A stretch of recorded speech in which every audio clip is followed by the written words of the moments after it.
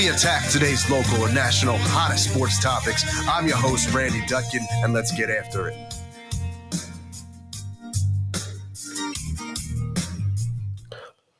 Good morning, ladies and gentlemen, and welcome to our Christmas Eve edition of the Let's Get It Show. We are here bright and early, rising and shining, as always, with Coach Marcus Bullock and Jason Bryce, our co-host and producer. Coming to you a little bit of a rainy morning. We've got a lot to get into, though, in a little bit of a shortened up episode. We got the Sixers, we got the Eagles. We'll talk a little bit about these crazy basketball contracts and everything going on. I think we are all really excited about how these Sixers have been playing recently. Some great basketball. Joel Embiid, Tyrese Maxey, and even Tobias Harris the other night delivering a big game. So the Sixers have been playing some really good ball lately.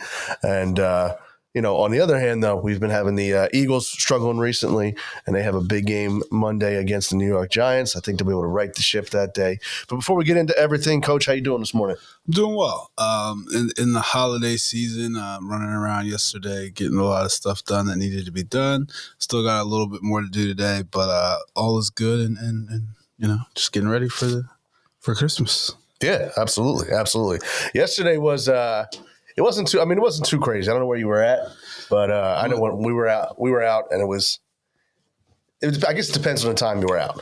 I went to the Cherry Hill Mall, and it was like getting there was tough. But like once I got inside, I was fine. But like actually getting there, the roads around it were crazy. Yeah. And Jay, how you doing this morning? Hey, not too bad, man. Not too bad. Same thing, doing the holiday shopping, trying to figure it all out. Definitely, I don't know about the traffic. So I had the opposite, no traffic. But when I went in there and saw the line in like certain stores, I was like, yo, I'm done. So I try to create relationships, man. So I actually found one of the salespeople. I was like, yo, listen, check this out. I'm going to give you this stuff. Can you hide this? Can you hold this? I'll be here tomorrow morning, 11 o'clock to pick it all up. She's like, nah, we don't do it. I was like, listen, I could hide it right there. I could hide it behind a sign. You tell me where you want me to hide it. But I can't stay in that line. That line's like an hour and a half long. I can't do that. So she was nice enough to, at the Polo store, she was like, yo, listen, give it to me. I'm going to do this. Yo, it's going to be right here. I said, all right, it's cool. You know what I mean? So hopefully she come through or whatever. But I realized I messed up. I got to go shopping when the store opened. Not like, I went like 6:37. Yeah. And it was like, I thought maybe people would be done, but no, they wasn't done. They was like just beginning. I don't know. So I'll be out of here.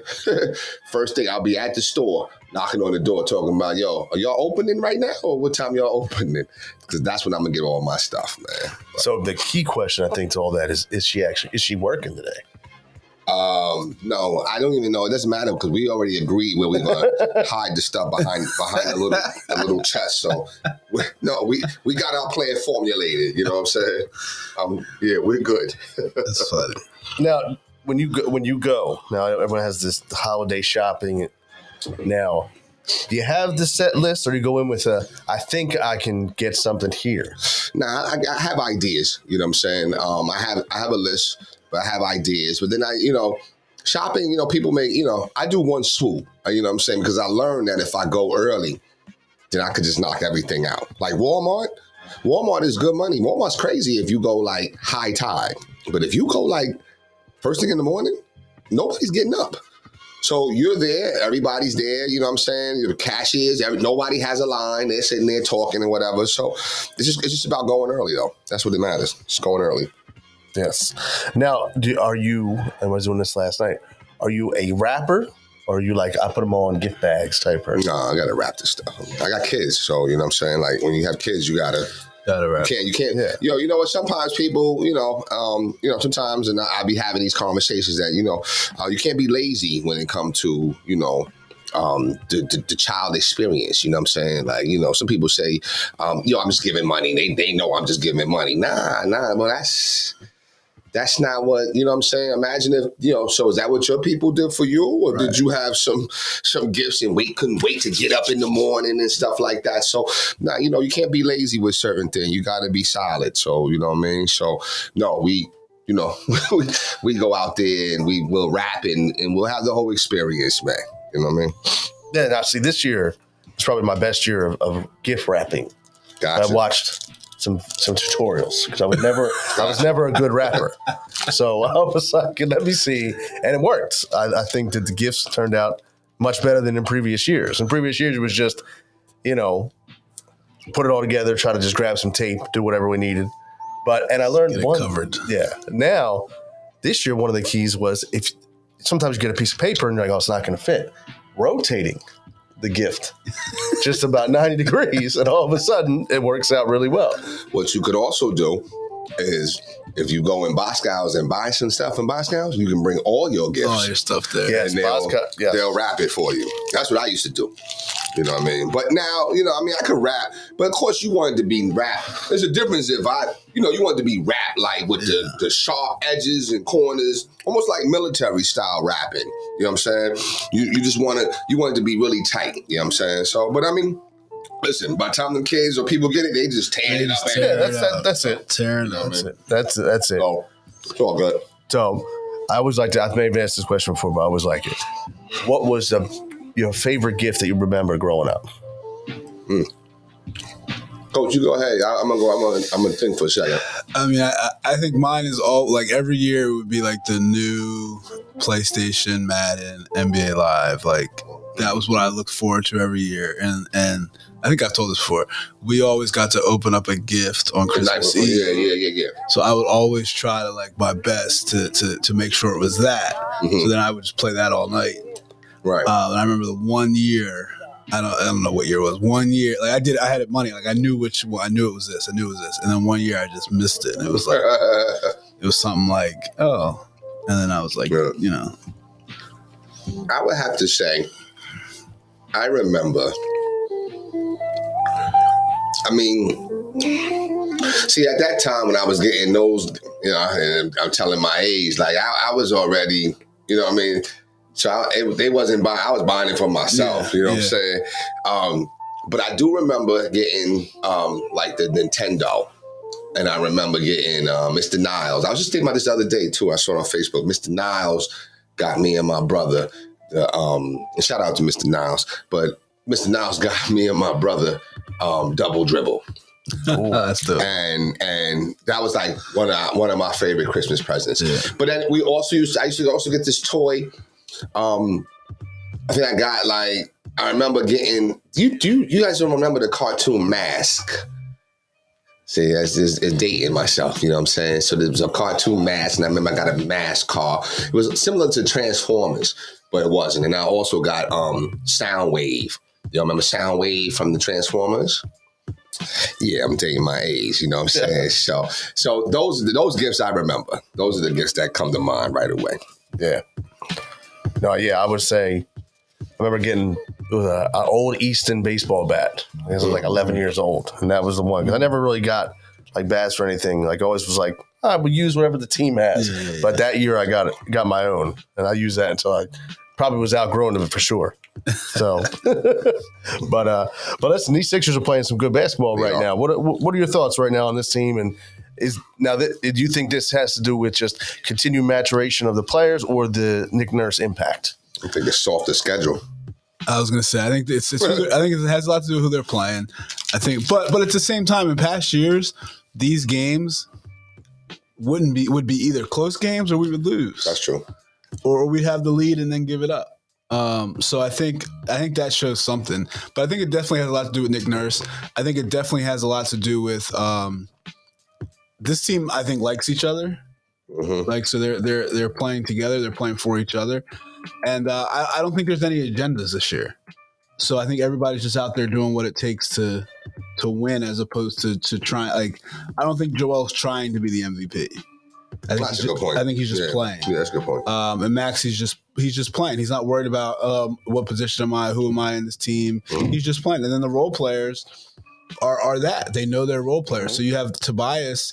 I think I think Tobias is getting more. I think Tobias knows who he is on this team now, which I think helps a lot. Which I said last year. I don't think he knew his role. And then you have a guy like Oubre who is used to scoring 20 a game, who's not worried about that. I think he's happy to be on a winning team and contributing. So you have guys like that. I think it's big. You know who I'm not sold on at all, who I think is going to end up hurting us? He's not going to hurt us because he won't be on the floor now. Pat Bev.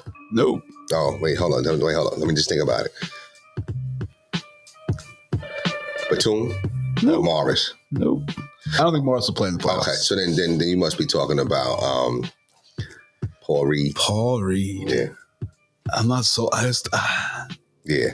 I'm okay with him, and I'm gonna tell you why. Because he's just spelling Joel, and he knows his role. See, that's the difference. He knows his role a little bit. I agree with everything you're saying. The only thing with Tobias, though, Tobias also knows the contract here, and Fair, and true. when you have a little extra oomph when you know it's a contract Very here. true. You know what I'm saying? So, but sometimes it's about. You know what? When I go out drinking, right? So I go out and I have a drink, and I like an adult beverage here and there, right? And I'm big on Macallan 12 now, right? So when I order the drink, all the waitresses, they always laugh or whatever, and then we always have conversation. They said, "Really, it's got to be like that?" I said, "Yeah, it has to be like that." So I order Macallan 12, give me double shot, Coke, 4 limes. So they always, right, see, they do what you just did, right? See, No, they smile. I'm laughing because it's very similar to your Dunkin' Donuts. There it is. So I'll order 4 limes. And they'll say, "Does it really have to be 4?" Yeah, it does. You know why? She said, "Why?" I said, "Because there's something about the way it coagulates together. There's something about the coagulation. And that's the same way with this tea.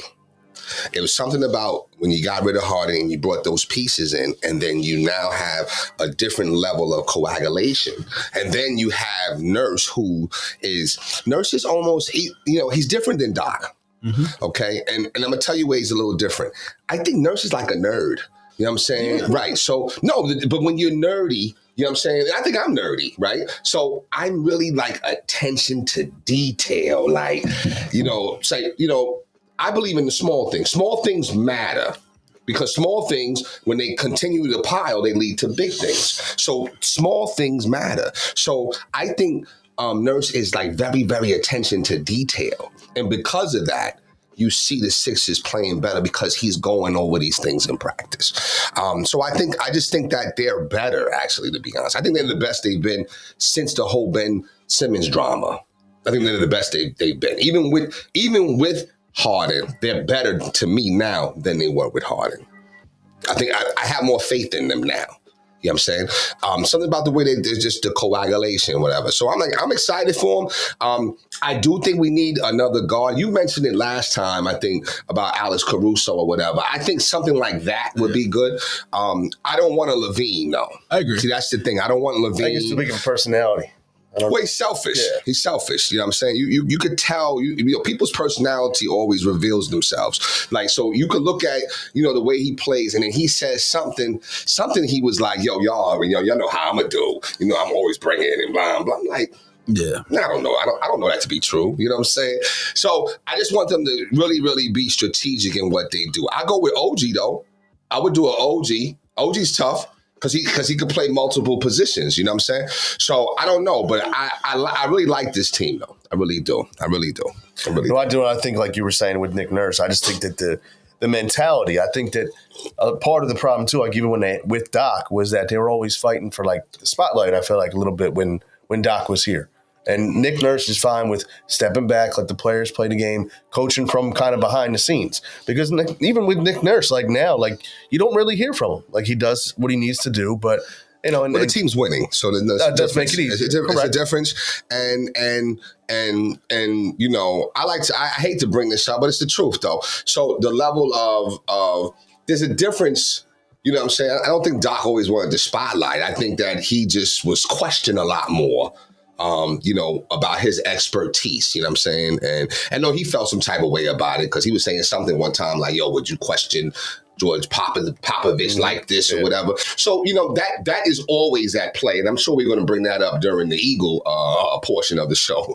You know what I'm saying? That's always at play. So I don't know if I compare that to, I don't think they're winning right now. So there's nothing to say right now. And this team wasn't expected to win. Right, exactly. It was expected to, okay, now we'll wait till next year whenever we have more cap room and go get people. So now that they're like, the years Doc was getting really, really questioned was years we were trying to win a championship. Right. Yeah. So I think and we were expected to win. yeah. Right. So I think that it's a has little lots of different to do with it as well. No, it's true. And, you know, I know, listen, I know we had talked about that. And I don't know if we talked about it since, but I wanted to bring up the Lakers in-season tournament championship and raising their banner. What were your thoughts on that?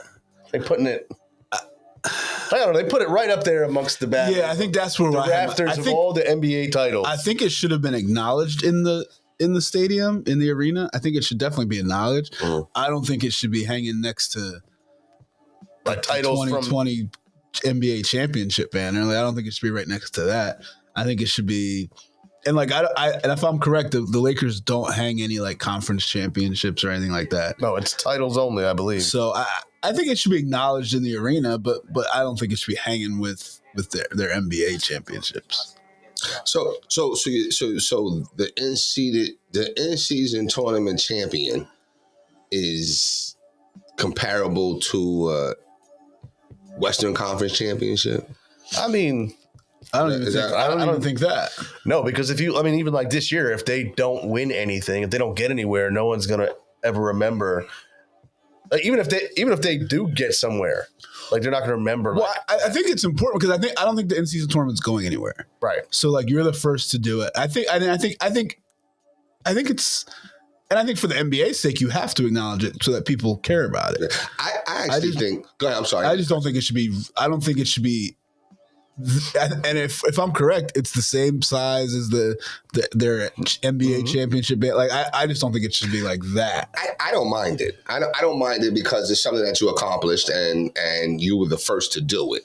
So I think if there was, anything that you're inaugural, like, what I'm saying, you're the first to do it. You know what I'm saying? So it's almost like, when, and I'm still on the board. I only got like, 7 more days and I'm no longer a Voorhees board member. But you know what? I was part of the, the Crescent Early, Learning Center. And you know what I mean? Like, my name is on the plaque. You know what I'm saying? So, I'm like, yeah, that's a good, you know what I'm saying? That's going down forever. Like, I'm on that. You know what I'm saying? I was a part of that. So that's to be celebrated. So I don't really mind it. I don't know if I agree with the location of the in-season tournament. Like, maybe it could be towards the end of the season, maybe. I don't know. I think they're kind of trying to get it like similar to like the Big East tournament or the ACC tournament. I think that's the kind of what they're trying to do. Because you see it even on the high school level too, right? Well, they're trying. It's if I'm not incorrect, it's supposed to be modeled after soccer. Oh, really? Oh, okay. Okay. So I don't know. I don't even know. I don't even know how so like soccer has, I believe they have like a thing where it's like, and it has, I think that has to be during earlier in the season because they're trying to get that juice when nobody really cares about it. Mm. And I mean, it did provide that. I mean, especially the players were playing at a level that you don't see until later on in the year. Yeah. And even playoff time. So it did bring that to it.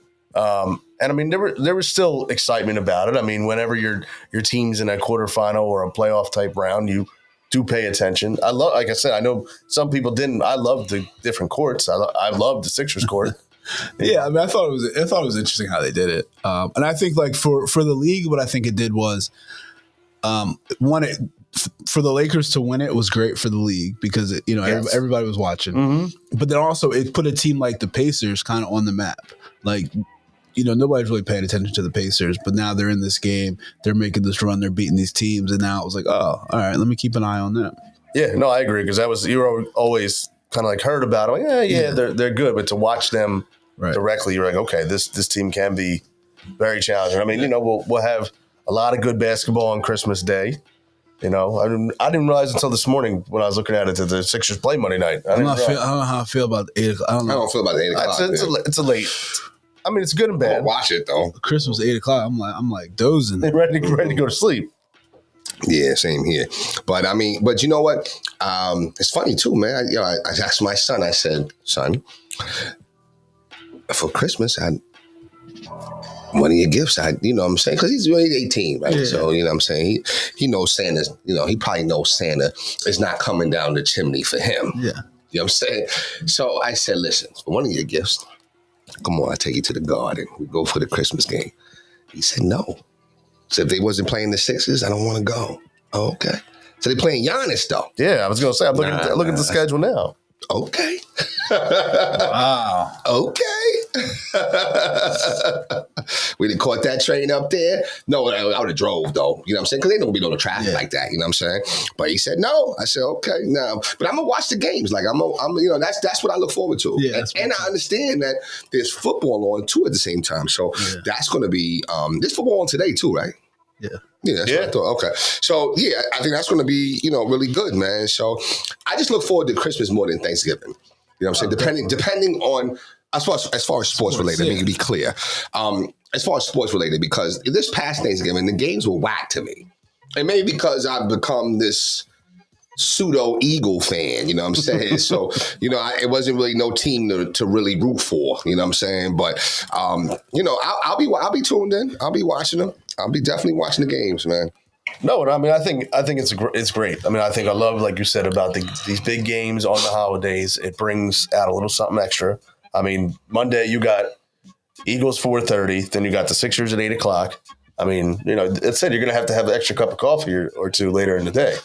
Yeah, I'm going to be struggling for sure. Yeah. I loved when the Sixers came on at 12. Yeah. Yes. Because by that time, my whole family had kind of retreated back to their room. I was going to say it's kind of a downtime. I would lay on the couch. I would doze in and out. Just watch.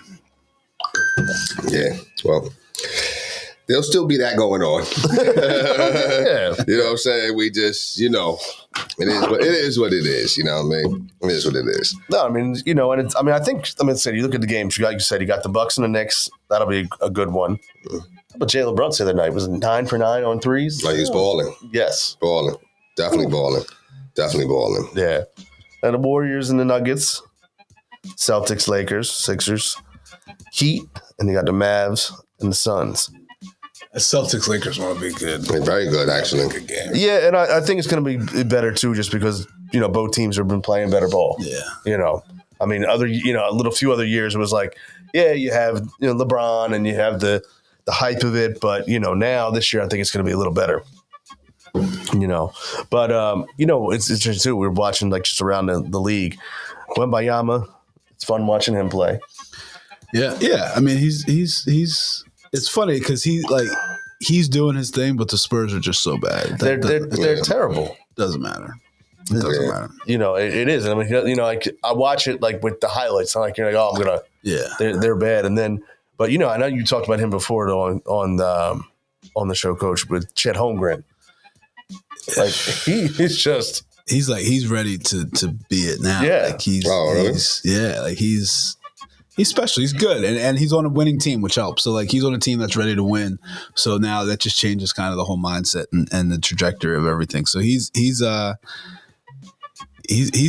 the new type of NBA player that long, lanky, can shoot, can handle it. Paul Sarge, you know, all that stuff. So it's like you got me saying that in practice now. Anytime I say something, that's right. Pause. No, because I didn't know what you can handle. What I didn't know. Yeah. So that's why I was in a situation the other day, and somebody came up, and I was like, "Oh, you can't say that right now." Yeah, people are going to be like, "Excuse me."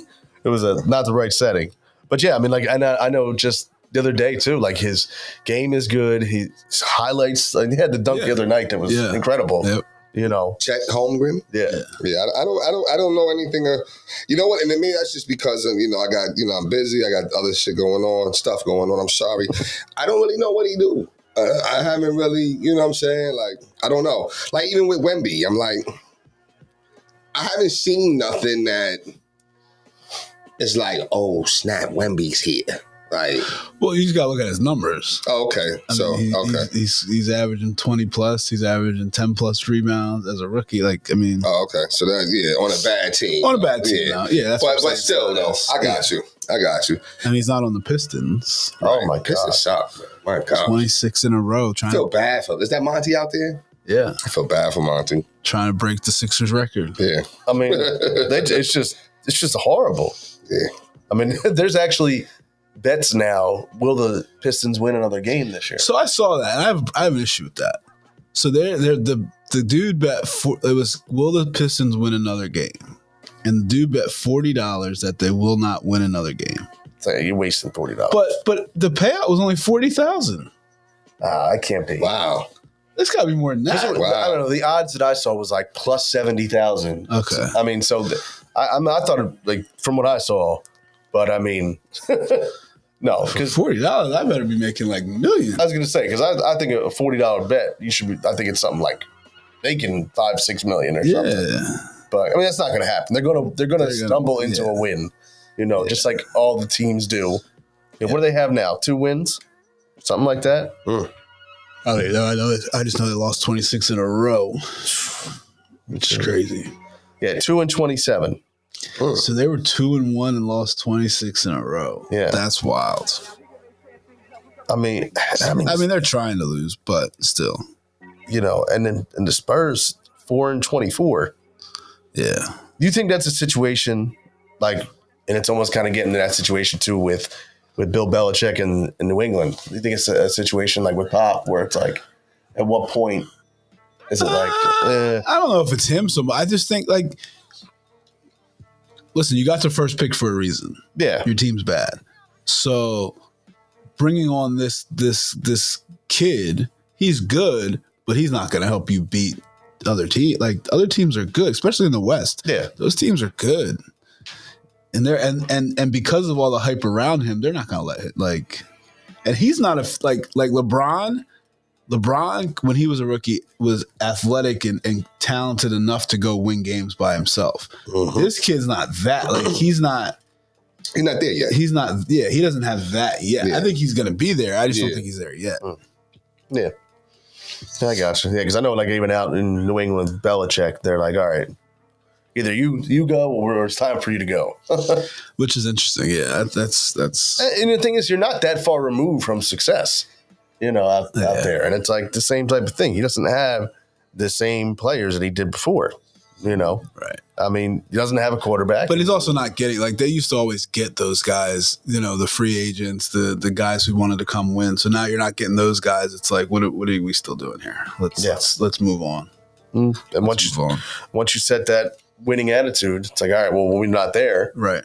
So, but speaking of winning attitudes, Jay, I know you said something, you had mentioned when we get into the Eagles portion of the show. Yeah. And I guess in regards to the coaching.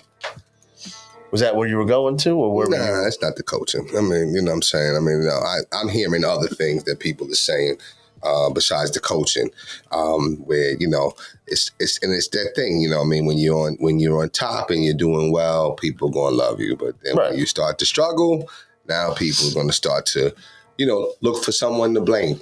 And it looks like I think people I think they're getting back on the Hurts is not good enough. He's not this. He's not that. I'm hearing those talks again.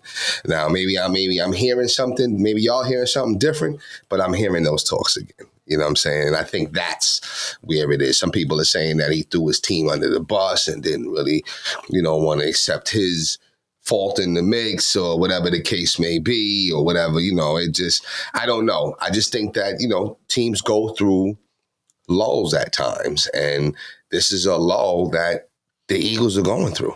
It's the first lull they're going through in the last 2 years or 3 years. Pretty much.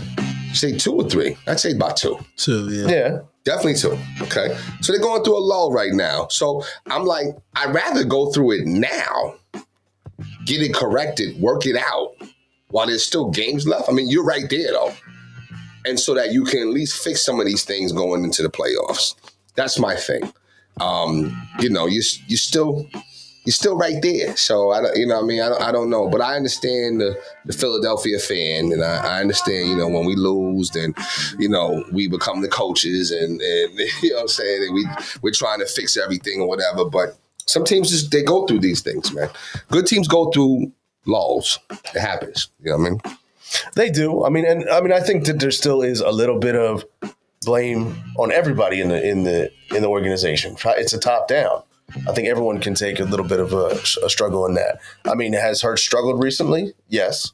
I mean, the last game he was playing, it seemed like he was probably shouldn't even have been out there. I think he was putting himself through it, but he still had a solid game. I think that people are quick to jump on him. I mean, but a lot of people that are jumping on him too just don't think he's a good quarterback.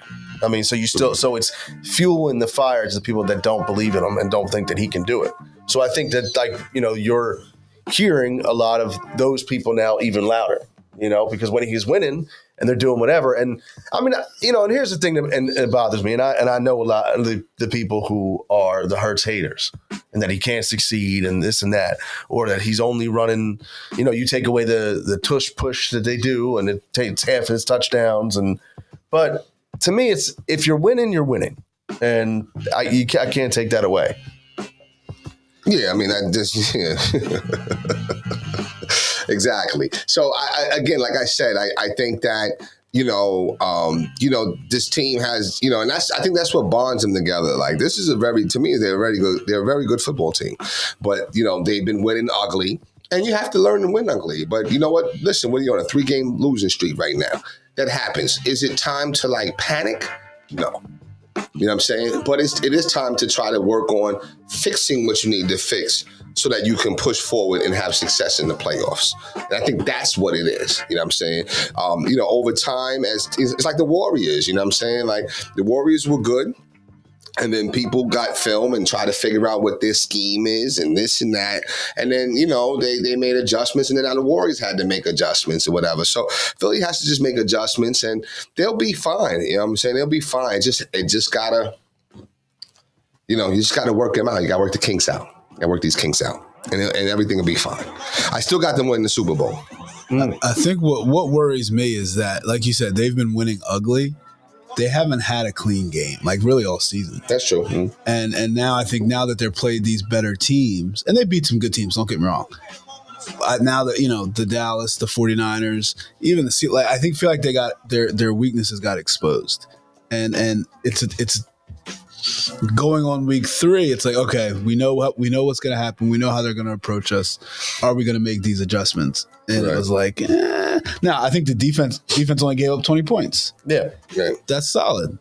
Now, offensively, I think they have to figure something out. Is it all on Jalen Hurts? I don't think so. Does he have to play better? Of course. Right. I think, and for whatever reason, I think, and this is what I think is killing them, and I don't know if it's the offensive coordinator, I don't know who's to blame for this. Everything has to be a shot down the field. They're not just taking what the defense gives them and then taking that shot down the field. Right. And I think that's which is what I think is hurting. Yeah, that's towards the end of the game the other night, he had the opportunity, check it down, you probably get the field goal, you go into overtime. But again, I think the problem too is right now there's so much, disorganization as far as who's calling the plays, who's running the show. I mean, and whether or not, I know you say it may not affect the players on the field, but it does, because the more that you're hearing and the more that you got to answer these questions about your offensive coordinator and your defense coordinator and what's going on behind the locker room, it's just added nonsense and drama. And now people are questioning Nick Sirianni and does he have control of the team? What's he doing? But it's one of those things that in coaching, when you win a game, everything that went wrong in that game gets hidden. Yep. Well, it gets hidden, and you forget about it. Yep. And good coaches don't forget about it. Right. Good organizations don't forget about it. Right. They go and they go back that next week and they work on those things and they clean them up for the next week. And I'm not saying that the Eagles don't do that. I think that's what the issue is that we're just the same mistakes are being made and they're not getting cleaned up because you're 10-1. Right. So it's like, this is, we're good. But I think that's the difference in great teams and good. And don't get me wrong, I think this team is capable of winning a Super Bowl. But I think it's going to be tough if you don't clean up, the things, the glaring weaknesses that we have. And some of them, listen, on the defensive end, I don't know if you can clean up. I think a lot of it's personnel. Yeah. So there's nothing you can do about that right now. It just is. It is what it is. So you got to scheme it and hopefully you can figure it out. Yeah, I mean the secondary is weak. I mean the linebackers are weak. And it's interesting though too. Like you said, even when you're struggling now, the different side of things. Like now, all of a sudden, people are like, "Oh, well, AJ Brown's not the teammate that you thought he was," and this is why he had issues. Well, you guys aren't winning. Anyone who's played sports, when you're losing, you're going to see different sides of people. It doesn't mean they're not, a good teammate or they're not good for your franchise, but like you're going to see. Honestly, I think it's a will to win. Yeah. Well, see, I think it's a weakness of mine because you have to know that ebbs and flows are everything. So when the tough it get going, that don't mean you get going. You know what I'm saying? Like you got to get more tough. You know what I'm saying? So to me, losing should bring out more intensity for you to want to do better, not just start going like this and now, complaining and whatever like that. Like that to me is, and when that happens amongst a team, you're in trouble. We're in trouble. Everybody, this and that, you know what I mean? And I got a pleasure of really, having a good time like coaching this year with Pensgrove, like, you know what I'm saying? And we talk about like, kids is, we're trying to talk to kids and whatever. And we have the conversation like, yo, listen, wait a minute, hold on. Son, come here. Listen, do you think that I'm against you or I'm for you? Because if you think I'm against you, that's where you're going wrong. But if you know I'm for you, then why would I tell you something wrong on the floor? You know what I'm saying? So, I get it that when you're out there competing, your ebbs and flows of emotions, but calm down. You know what I'm saying? Mm-hmm. Calm down. So I just think that, the Eagles need to, really, really sit. Like you said, good coaches, you might be okay with getting these wins, but you know that you don't deserve to win. So let's work on these different things. So maybe the coaching might have been late to the party with that, trying to fix certain things and really, get on certain things, and that's anybody. How many times that, I'll be like, here it is. I don't know if it's you or if just me or everybody else, but I just got brand new tires, right? So, of course, I'm surprised when I come out in the morning and it's cold and the tire pressure light is on. So I don't understand, like, how come I got brand new tires, they're filled with air up to 35 PSI. So how come days later they go down to 24, 25? Now, the light's on. I keep ignoring it. What's going to eventually happen? It's going to be flat. So I can either choose to ignore the sign or take advantage of it. And you ignore the sign because you're like, oh, I can get there. I can get there. It's been okay, it's okay. Right? It's been okay. Yeah. But eventually... Right. So, it's obey the sign or pay the fine. That's what it comes down. And that's what we're dealing with right now.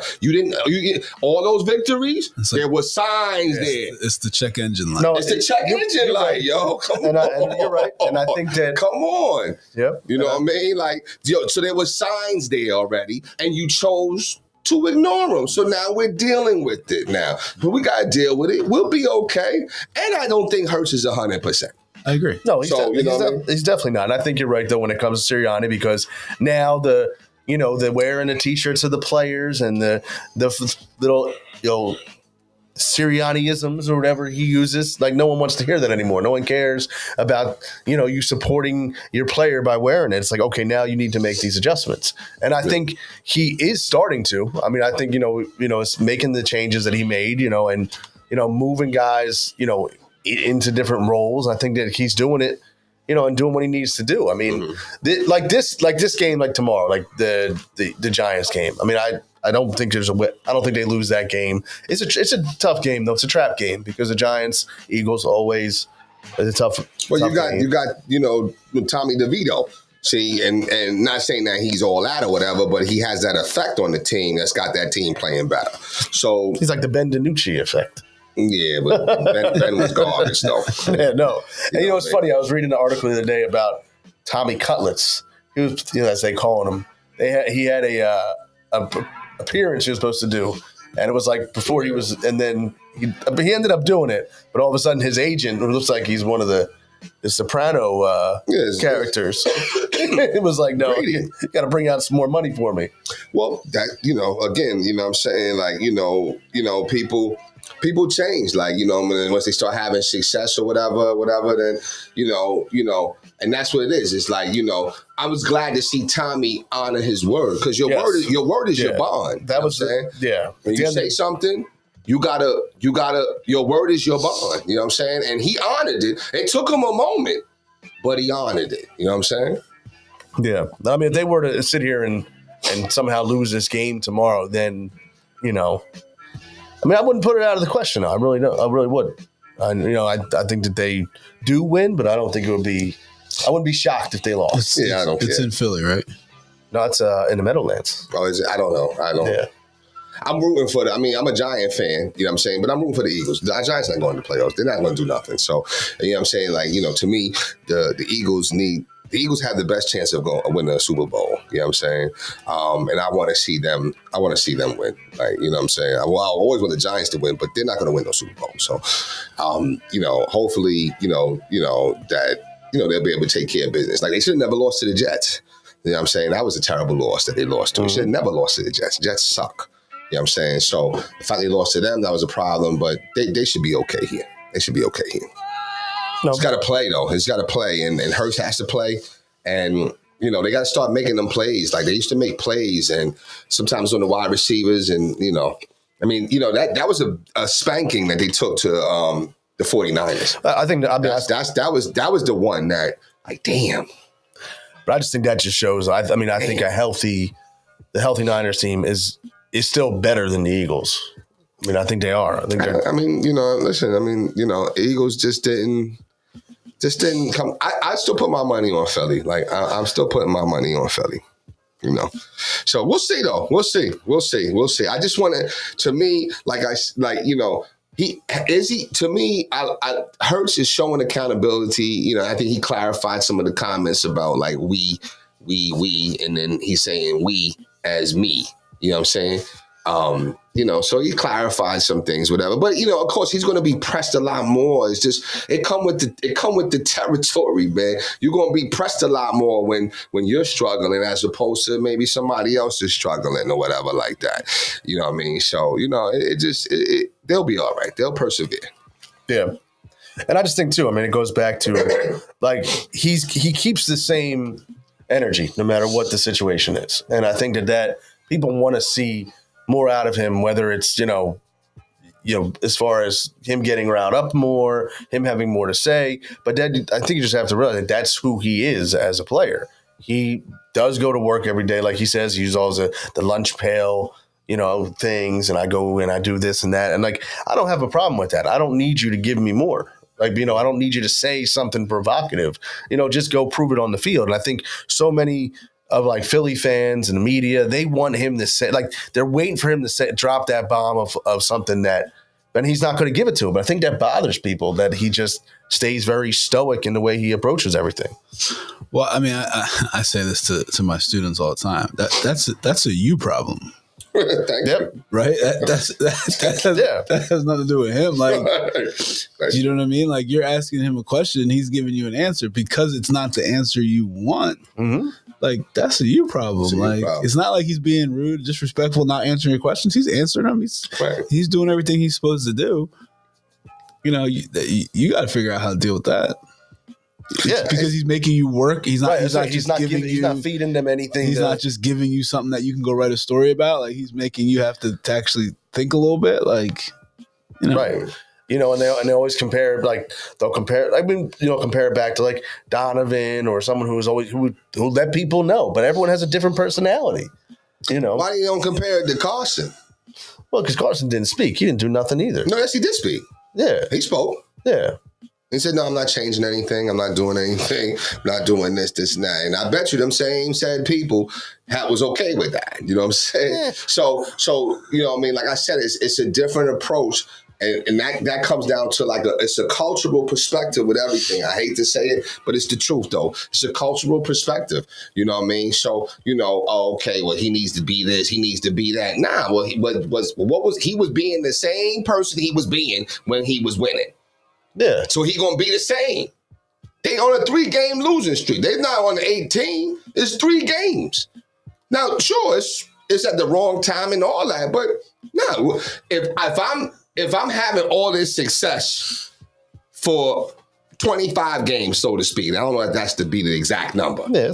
25 games, and then for 3 games, I'm not having success. I should change what got me to 25. Well, I don't even think it's the losing.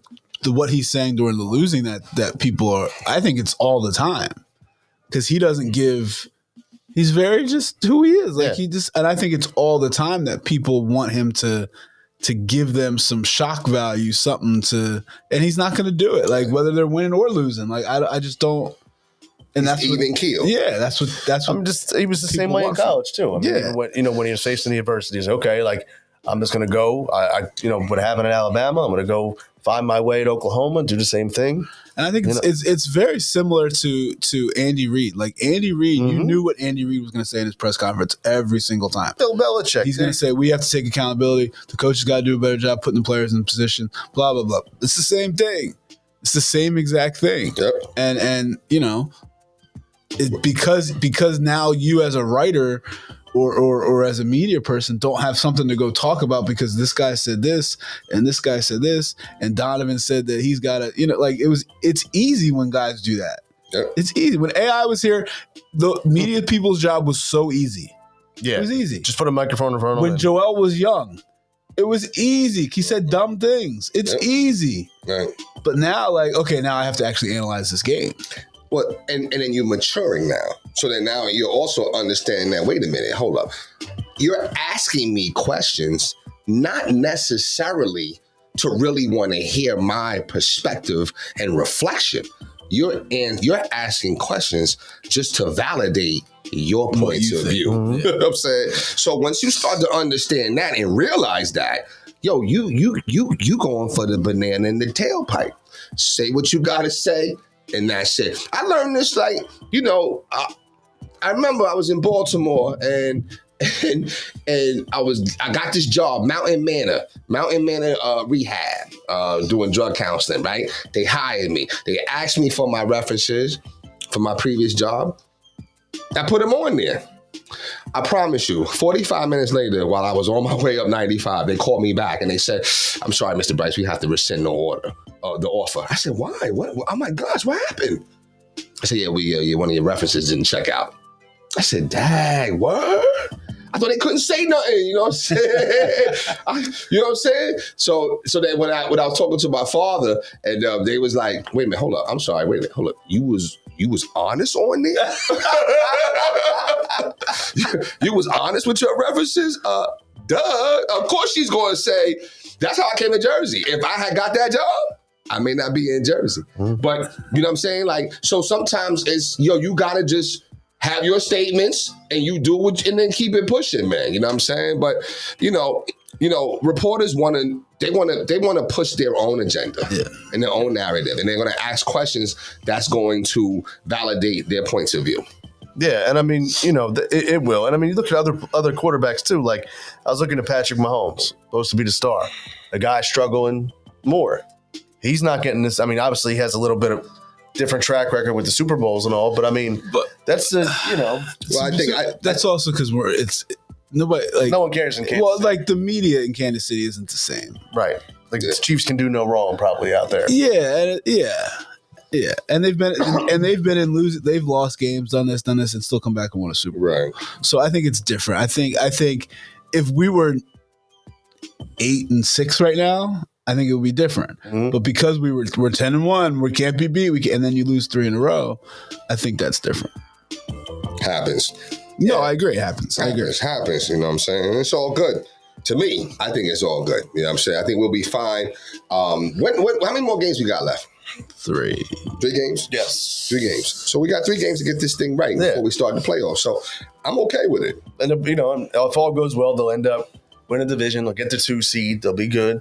I mean, to be honest, like I said, too, when you look back at the schedule, I mean, these were the games, Niners, Cowboys, Seahawks, that you knew were going to be tough. I mean, so it's like we're surprised. I mean, you look at it and think it'll be tough, but you think we should win. But but we're acting like we're surprised that they're losing. I mean, Dallas, as much as you hate to say it, they're good.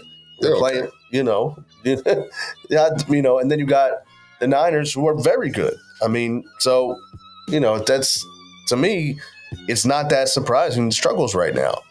I mean, like you said, get the situation right, get the team focused and back on the right track, and then go from there. They need some clean victories. They need some. Yeah, it's a good game. Maybe a good game. You need good drives. You need good game. Exactly, and I think so. And I mean, like you were saying about earlier, like forcing some plays. Who was that on? Who's on the play call? I mean, where they go into their big guys in situations. Sometimes that's questionable, but I think now, like I said, you're going to have a different offensive play calling. The defense was much better with behind it with the change in coaching. So I think that there was positives to look at, like you said. So, we'll see. But, it's it's just what Philadelphia does as far as in the media, And I mean, that's what's funny. I was watching games yesterday, and like, I mean, a little bit like with the AFC North, and you got the Bengals and the Steelers. Like, I love watching those like hard-nosed football games. Doesn't matter who it is. But they don't like each other. They don't like each other. The game is always good. And, and the same thing, you just have great football, What do you think? And, they were talking about, and you were talking about, I think we brought it up on other shows, but like maybe think about it with this transfer portal. And you love it. Right? You love the transfer portal. I think Jay loves it. You love it. I know somebody because now we're looking at it too. Like, it's just like, I don't know. I mean, the players, they obviously have to do what they need to do, but like, it's just like, it's like basically just free agency. And yeah. Well, I mean, listen, you know what? It just empowers the kid to be able to choose what they want to do. That's kind of how I look at it. Like, the universities they've been making money off of, them for years. So now, they're able to kind of pick and choose their own future a little bit. So, will it get out of control? Maybe has it, what I'm saying? Maybe so. I mean, it's even on the high school level, what I'm saying? The high school kid, like, I'm not going to be here no more. I'm what I'm saying? I'm going to go somewhere else next year. And you know what? It empowers you. But there's good and bad to everything. But I think that just for the most part, though, freedom of choice is what anybody wants. Mm-hmm. It's what anybody desires, freedom of choice. Nobody wants to be, enslaved, so to speak. And I use quotations with that, you know what I'm saying? Use it lightly, but enslaved in a situation. Everybody wants their freedom. Everybody. You know what I'm saying? Yeah, and I think when you now, like, the coaches, have always had an opportunity to say, "Oh, I want to go here. I want to go to the next place." So, I mean, it is interesting, like with these, Cheez-It.com bowls and everything. But in general, like, these bowl games are just becoming like so even more watered down than they were before. Because even like, all right, so you have a star running back from, let's say, like a Western Michigan, like, oh, well, I'm not playing in the bowl game because next year I'm playing at Michigan. I'm going to go there early, or. It was interesting though. Now there was a Texas backup quarterback. It was like a third string there, and they're in the college football playoff.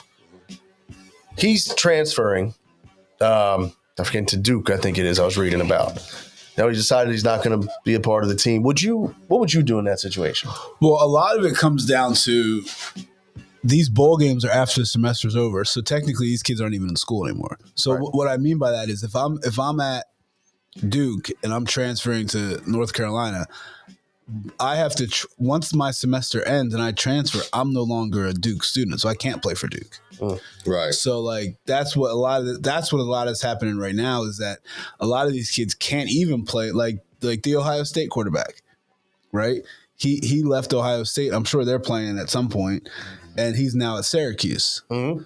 So he can't even make that decision to play. Am I going to play? Am I not going to play? Because you're not even enrolled in school anymore. Right. So that's what a lot of it comes down to. Mm-hmm. And with the timing of the transfer portal, how they did it, I think was for that, so that kids could make a natural change, mid-semester, like in between semesters, so that the school part of it doesn't get affected, which is smart.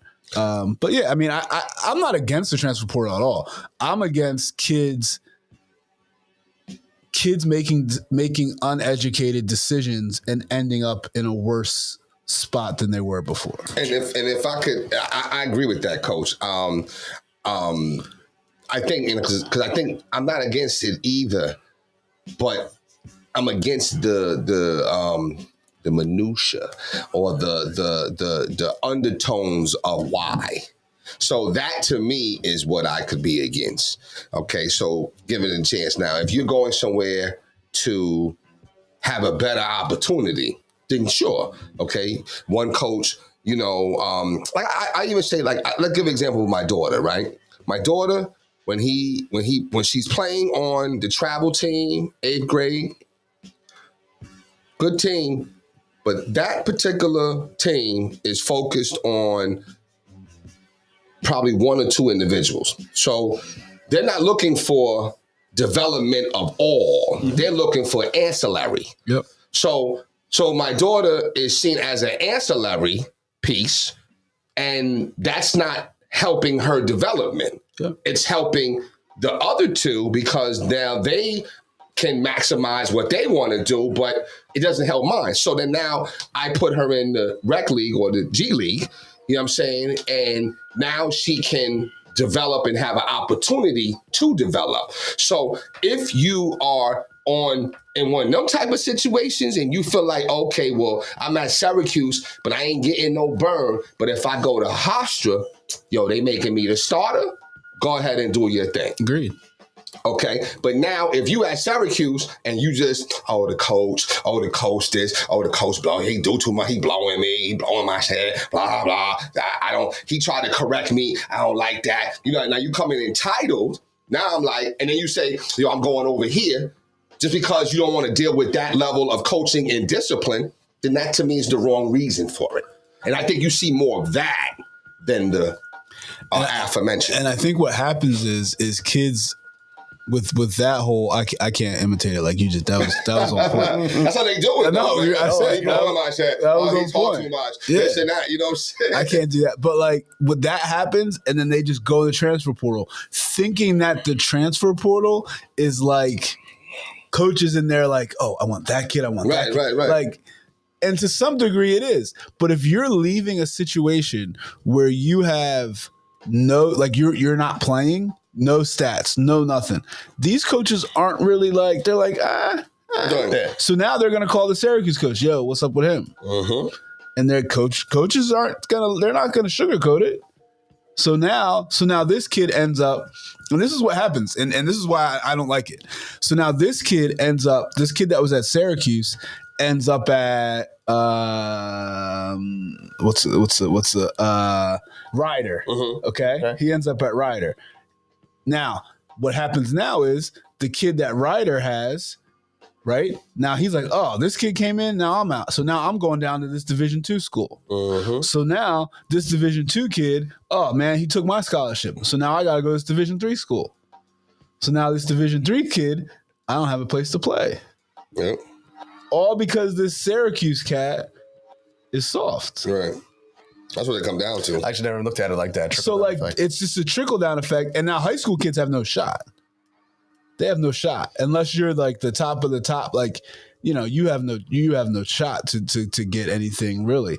So that's what I don't like about it. It's just and I was working with a kid who was thinking about transferring, and he's like, okay, yeah, I'm gonna go in the portal. I'm like, whoa, you don't go into the portal till you know where you're going. Right. Don't just jump in and be like, oh yeah, I'm here. No. Right. Behind the scenes, you gotta have people working for you, and so that way when you get in, you should be. If you're in the portal for more than a week, it's over. Right. You can't Jerry Maguire this. Exactly. Great. You know what I'm saying? Yeah. You can't Jerry Maguire this. Like nobody quits a job before they have another job. Yeah. Nobody does that. It's just not smart. It's not wise to do. It's young-minded. And that's why probably young people do it. You know what I'm saying? When I was young, I quit a job and I don't care, I'm done. But now, no, I'm not going nowhere. You know what I'm saying? So, it's made Jerry Maguire's whatever. But at the end of the day, like I said, you know what I mean? Like, always do what's best to get a better opportunity for yourself. But just be smart about it, though, and be humble about it. Like, really see, like, okay, like it to me, I had to do it. I could not put her back on a team that she was just an ancillary piece. And there's no development, zero development, because that's what really youth sports should be about. Absolutely. Development, zero of that. It was more about winning, which is good. There's nothing wrong with that. But now you're just an ancillary piece. So now that kid is ingrained in thinking, oh, I'm just an ancillary piece. No, you're a lot more. And that's even, but you're being conditioned. You know what I'm saying? No, not at all. Then that's even trickling down to the youngest of them, like the youngest of these teams. Oh, no. Like you'll have the 9-10-year-old teams, even younger, like same concept, you know? We've gotten away from development. Mm-hmm. And maybe we put winning over development. Is that what, would you say that's it? Or I was going to say it has to be a healthy balance though. I agree. I think it has to be balanced. I think at the younger ages, I think development has to be more important than winning. I think so too. But winning is emphasized. Absolutely. Right? So if as a coach, and this was some of the hardest things I've ever had to do as a coach, is you have to make that decision. All right, if I put this kid in the game, it's great for him, but we might lose. Right. That's where you have to make that decision. Right. Or all right, I'm going to let this kid play here. He just turned the ball over 3 times, but it's helping him. But now we're down by 8. All right, I got to make an adjustment. What do we do? Right, I got to, yeah. So, like, you've got all the pressure on looking at you. Figure it out. So it's like, it's tough to do. But at the end of the day, I mean, I look at a lot of the kids I've worked with now as they're older, and I'm like, all right, I think I did okay. Like, I think I did all right. Like, absolutely, because now they're absolutely they're in their spots and they're doing doing pretty well. But the thing is that you didn't just view them as an ancillary piece. Right. You know what I'm saying? Yeah. It wasn't just that. You know what I'm saying? Like, like my son had a chance to go to St. Mark's. You know what I'm saying? Yeah. And they won him in the whole 9. You know what I'm saying? And they wanted him because they had this other guard. I forget, he was lefty guard from Slazian or whatever. And he was a big, strong guard. Now his son was the point guard, but he was a little skinny and frail and be getting beat up by the big guard. So now he's like, yeah, we got a big guard. You know what I mean? You're going to be the one that's guarding this. You're going to be the one. So they already know. So my son, he's like, yeah. I'm like, yo, listen, keep in mind what he's saying, though. You know what I'm saying? Because, he's the coach. That's his son. So, you might want to just make sure, you know what I mean? So, and there's nothing wrong with that, but I'm just saying that, everybody has an opportunity. I think that's the challenge of being a coach, that you have to balance, like, okay, I got to develop each kid to their strengths. So every kid is not going to be able to be that ball handler, whatever. Sometimes your path in this game is block shot, rebound, shoot. You know what I'm saying? Whatever. Just small things. You know what I'm saying? Like, so we got this one kid, like, he likes to dribble the ball, and you like almost like you 6'5", 6'7". What do you? No. Block shot, rebound, pass. Don't shoot no threes, because when you shoot the threes, it hits the top of the backboard. Don't do it. You understand what I'm saying? So it's just knowing your gifting, though. But I think the good coaches help bring those qualities out. You know what I'm saying? What I've noticed with nowadays, though, with kids, and I guess even more so parents, you have to show them, like you said, that kid hits the backboard. You have to let him hit the backboard, right? So now it's like, all right, it's out your system. All right, see, now we're not gonna do that anymore, right? Like, this is why you can't do that. Like, as opposed to, I feel like when I first got into youth sports, it's like, listen, you're not good at this, so we're gonna work on this. Okay, cool. Not anymore. No, now it's like, what do you mean I'm not good at this? Right, what do you mean I can't dribble the court? I can do it. All right, I can do it just like they do it. Go do it. Right. All right, now they took it from you 3 times. Are we good now? Like, we cool? We're on the same page? But I think so. I think what you were saying, though, too, is it goes back to, I know we kind of got to wrap up, but it goes back to when you're talking about coaches and development and teams. Like, you're losing. I don't think there's as many, and correct me if I'm wrong, as many coaches that are focused on, like you were saying, Coach, like you made that, you knew, like, I'm going to let this kid do X, Y, Z.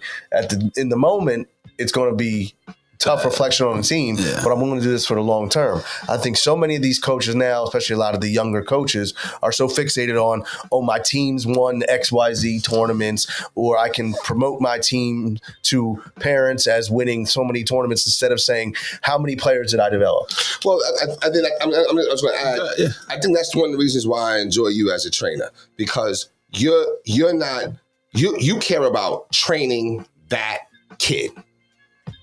Some trainers care about training that kid that's going to help them become the premier trainer. So it's more strategic for them. So that particular trainer says, okay, this kid really needs my help, but they can't really help me.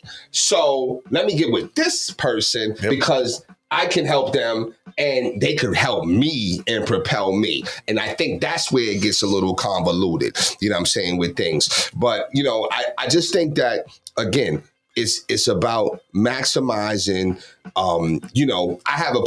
we have a player on the team. I say, yo, you know what? Because he goes rogue. I say, listen, you know what? You get one time to just do your thing. Yeah. And when he does it, and when it always is the same result, I call his name. Yo, that's your one. That's it now. Let's get to Draymond. Because that's really who you are. You're like Draymond. Let's get back to Draymond now. You know what I'm saying? So it's like you got to do these Jedi mind tricks with the kids or whatever like that. You know what I'm saying? So, but kudos to you as a trainer, because there's some trainers that's just about, you know what? Nah, he's not going to propel me. Right. You know what I'm saying? And that's where it gets really convoluted in youth sports, man. Yeah, and the last thing I'll say on that, there's a time for everything. So like there's a time for development. There's a time where you have to win.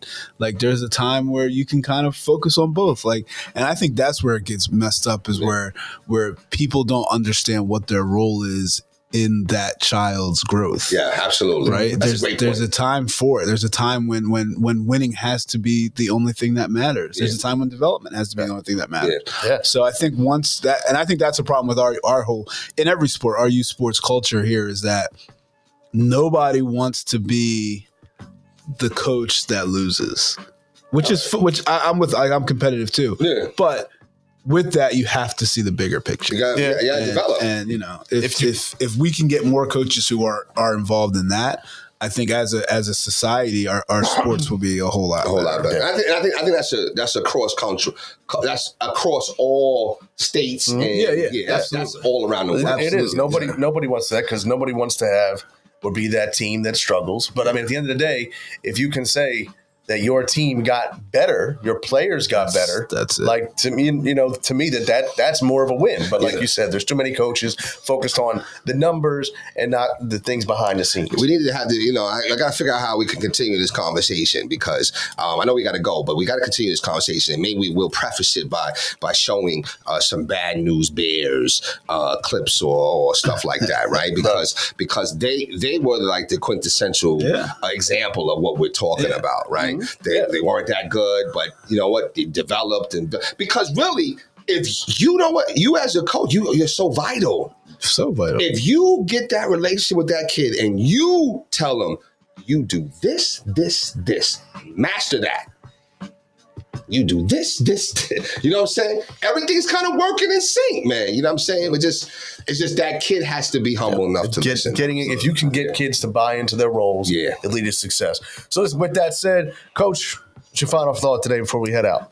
Just Merry Christmas, everyone. Happy holidays, Happy New Year, all that stuff.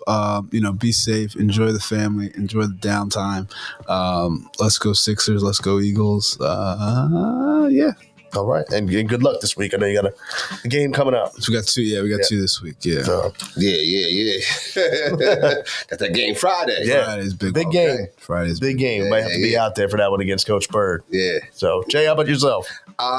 Just Merry Christmas, Happy Holidays to everyone.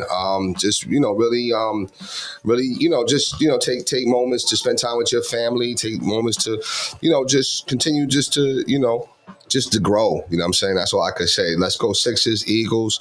Let's go Red Devils. You know what I'm saying? We got 2 games. Looking forward to this time off to kind of reset, reflect, I got some challenges I got to deal with coming up soon.